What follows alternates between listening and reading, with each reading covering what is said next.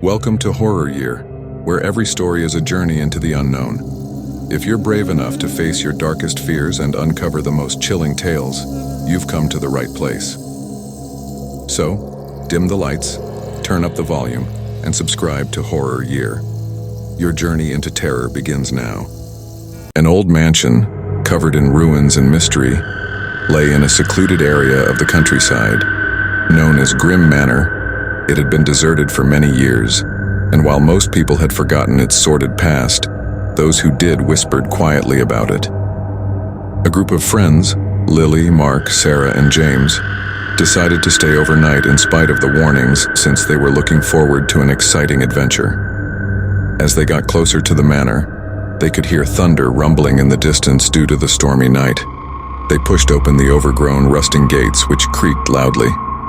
As they entered the premises, a shiver went down their spines, but they laughed it off and made fun of one another's nerves.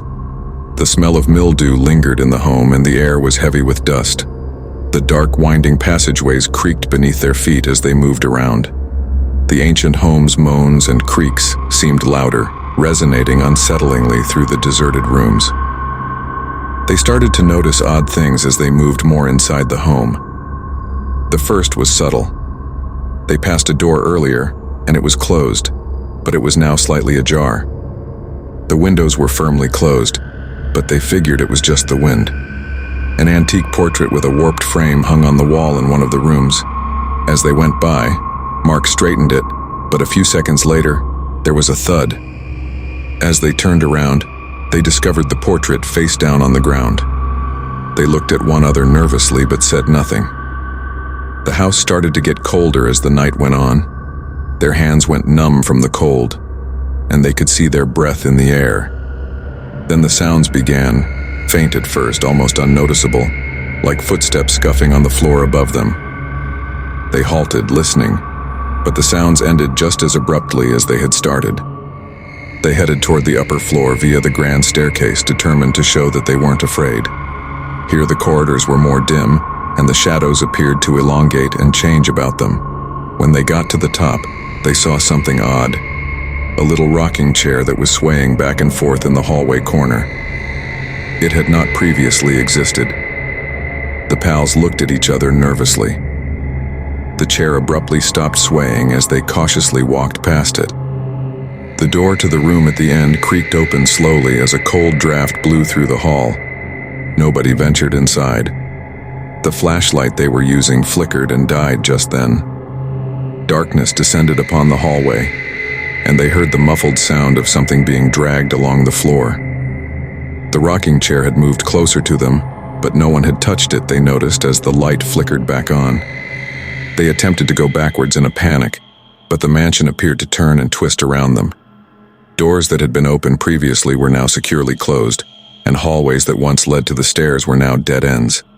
They were being played with by the living house. They happened upon a previously unseen room.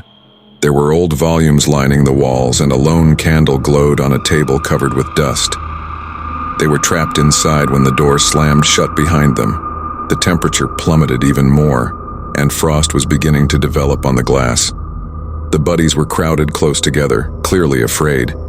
They were motionless, nonverbal, and breathing heavily. The stifling silence gave way to a sound that sounded like something scratching against the door. It started out faint but soon became louder and more forceful. Then it stopped as abruptly as it had begun. Their hearts pounded as they waited, but nothing occurred. Mark walked cautiously up to the door and opened it softly.